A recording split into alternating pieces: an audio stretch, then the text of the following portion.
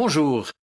Toujours très concret, le Nouveau Testament invite ceux et celles qui sont seuls et malades à faire appel aux responsables de leur communauté chrétienne pour qu'ils viennent les rejoindre, les oindre d'huile et prier pour eux. Cette recommandation, on peut la lire dans la lettre de Jacques au chapitre 5. La voici. Quelqu'un parmi vous est-il dans la souffrance? Qu'il prie. Quelqu'un est-il heureux? Qu'il chante des louanges. L'un de vous est-il malade? Qu'il appelle les anciens de l'Église. Ceux-ci prieront pour lui et verseront quelques gouttes d'huile sur sa tête au nom du Seigneur. Une telle prière, faite avec foi, sauvera le malade. Le Seigneur le remettra debout et les péchés qu'il a commis lui seront pardonnés. Confessez donc vos péchés les uns aux autres et priez les uns pour les autres afin d'être guéris. La prière fervente d'une personne juste a une grande efficacité. Fin de citation. Mais attention, mes amis, il ne s'agit pas d'y voir là une pratique magique. Imaginons que le Seigneur allait alors automatiquement exaucer la démarche. D'ailleurs, le Seigneur ne guérit pas toujours. Et les chrétiens savent bien qu'il ne suffit pas de prier pour être guéri ou pour obtenir ce à quoi l'on aspire. Les projets de Dieu pour nos vies dépassent notre entendement. Et qui sommes-nous pour lui dire ce qu'il doit faire? En revanche, il est certain que notre Père céleste veut le meilleur pour les siens et qu'il agit toujours en ce sens. Mes amis, je reviens à ce texte de l'Épître de Jacques pour vous préciser que le mot grec asténéo au verset 14 est souvent traduit par malade en effet en français, mais il y a aussi dans son sens primaire la connotation de faiblesse, d'être sans force, et outre l'état du malade, on pourrait y ajouter celui du démuni. Par ailleurs, au verset 15, l'auteur utilise aussi le mot grec kamnonta, qui est aussi traduit par le malade et qui signifie littéralement être fatigué. On peut donc comprendre que Jacques se souciait aussi ici de ceux et celles qui sont faibles spirituellement, isolés, privés du secours de la communauté à laquelle ils appartiennent pourtant. Mais qu'est-ce que c'est que cette onction d'huile faite ici par les anciens sur un malade? Dans l'Ancien Testament, l'onction se pratiquait en versant de l'huile parfumée sur la tête d'une personne afin de la sanctifier ou de la consacrer à Dieu. D'ailleurs, c'est la même racine en hébreu qui désigne Jésus, le Messie, loin de Dieu. Cela rappelait l'invitation de Jacques à ne pas rester dans l'isolement est un signe communautaire fort et symbolique exprimé par cette application d'huile faite sur la personne en souffrance pour demander à Dieu sa bénédiction et son intervention en cette situation d'épreuve. Et sans doute cet acte de solidarité et de soutien spirituel était-il largement pratiqué dans les communautés, notamment judéo-chrétiennes des premiers siècles, insistant sur la prière et le concret de la démarche de foi en celui à qui l'on peut s'en remettre. On l'entend quand Jacques écrit « Quelqu'un parmi vous est-il malade ?» Eh bien qu'il appelle les anciens de l'Église et que les anciens prient pour lui en loignant d'huile au nom du Seigneur. La prière de la foi sauvera le malade et le Seigneur le relèvera, et s'il a commis des péchés, il lui sera pardonné.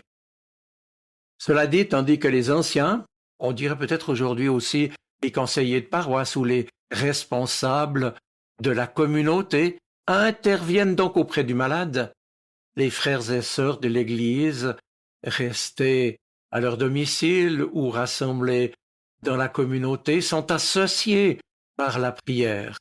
Tous sont donc invités à réfléchir au sens de l'épreuve. Et comme le dit un commentateur, quand Jacques, dans sa lettre, mentionne le péché, il vise avant tout des fautes de relation, si bien que toute la communauté peut être concernée. Y aurait-il chez le malade, mais également dans la communauté, un manque d'amour, une rancune, un péché non pardonné, sans pour autant qu'il soit la cause de la maladie, j'insiste. Et le commentateur ajoute, cela met en lumière la complexité évidente de la situation de maladie, avec son cortège de questions de pourquoi et de remise en cause auxquelles les anciens et la communauté ne peuvent être indifférents. Comme le texte le suggère, il se peut que lors de la visite des anciens, le malade se trouve sous le poids du péché. Bien que la confession des péchés ne soit mentionnée qu'au verset 16, elle est ici sous-entendue. Aidé par la confession de ses péchés en présence des anciens, le malade entrera en possession du pardon de Dieu. Le péché d'un seul, on le sait, peut avoir des conséquences pour l'ensemble des membres et vice-versa. La maladie d'un membre peut être le symptôme d'une affection pathologique de toute l'Église.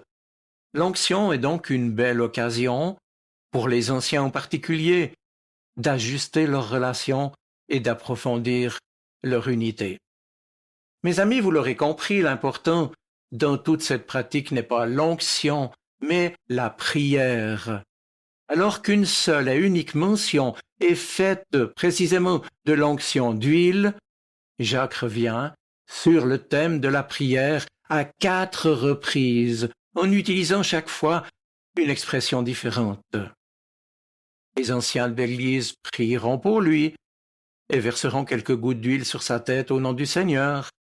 Une telle prière, faite avec foi, sauvera le malade. Sauver et guérir, c'est la même chose en grec. Cela dit, il est nécessaire de clarifier les rapports entre guérison et salut, maladie et péché.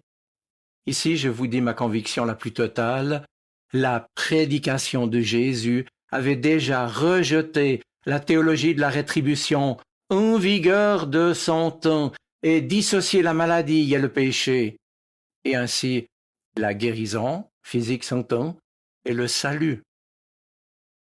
Je vous invite à relire à ce sujet le chapitre 9 de l'Évangile de Jean. Et Jacques précise que c'est la prière fervente du juste qui a une grande efficacité. C'est au verset 16, pas l'onction. Alors poursuit Jacques, priez les uns pour les autres afin que vous soyez guéris. Verset 16 encore. Jacques souligne le cadre dans lequel doit s'inscrire concrètement cette solidarité de la communauté. Et la prière est précédée et accompagnée d'un geste ou même de plusieurs gestes. Il y a d'abord la démarche du malade qui appelle les anciens à venir vers lui. Et puis, il y a la visite des anciens et finalement l'onction proprement dite. Il suffit donc d'une demande toute simple du malade pour que soit déclenché tout un processus de communauté, processus bienveillant de bénédiction. Et alors que la maladie pourrait l'isoler, éloigner de sa communauté, le malade est encouragé à se souvenir de son appartenance à l'Église en faisant appel à la prière de ses responsables. Alors, que pouvons-nous en retenir, mes amis? Eh bien, pour ma part, je me réfère à ce qui a été redécouvert ces dernières années, à savoir la pratique de culte de bénédiction pour les fatigués et chargés, avec souvent onction d'huile, mais pas obligatoirement. Et certaines célébrations sont vécues avec imposition des mains seulement, d'autres avec imposition des mains et onction d'huile, consécutive ou simultanée. Mais là n'est pas l'essentiel. L'imposition des mains est aussi un geste de bénédiction et d'invocation de l'esprit, appelé à souffler sur une personne pour lui redonner force et courage, un nouveau souffle. Maintenant, l'onction d'huile souligne aussi l'annonce et les promesses du royaume qui vient de ce monde d'abondance et de bienveillance de Dieu notre Père, auquel toutes nos vies sont destinées. Geste de bénédiction, onction d'huile, nous relie à la pratique du Christ et à celle de l'Église primitive, tout en orientant nos regards et notre espérance vers sa réalité et sa réalisation, maintenant déjà et à venir encore. Alors en conclusion, mes amis, l'essentiel va pour moi dans deux directions. Il s'agit prioritairement d'exprimer la communion fraternelle qui doit se faire concrète, pratique, en acte et en solidarité, et toute la lettre de Jacques insiste là-dessus, disant par exemple à ce propos: ne vous faites pas des illusions sur vous-même en vous contentant d'écouter la parole de Dieu. Mettez-la réellement en pratique, car celui qui écoute la parole sans la mettre en pratique ressemble à un homme qui se regarde dans un miroir et se voit tel qu'il est. Après s'être regardé, il s'en va et oublie aussitôt comment il est. Sous-entendu, pour corriger ce qui doit l'être. En revanche, celui qui ne se contente pas de l'écouter pour l'oublier ensuite, mais la met en pratique la parole, eh bien celui-là sera béni dans tout ce qu'il fait. Et puis, enfin, il est clair que prier pour et avec les malades est un impératif incontournable de l'Évangile. Il faut que notre amour se montre en vérité, plus en acte qu'en parole. Et si face aux malades, la prière m'éduque à vivre dans les limites de la condition humaine qui m'a été donnée, mon frère ou ma sœur malade m'apprend à tout remettre entre les mains de celui qui sait toutes choses. Je vous souhaite une bonne semaine. Soyez bénis. Amen. Sa parole résonne dans mon cœur. Elle est vivante, elle parle. Elle m'aide à choisir, m'illumine.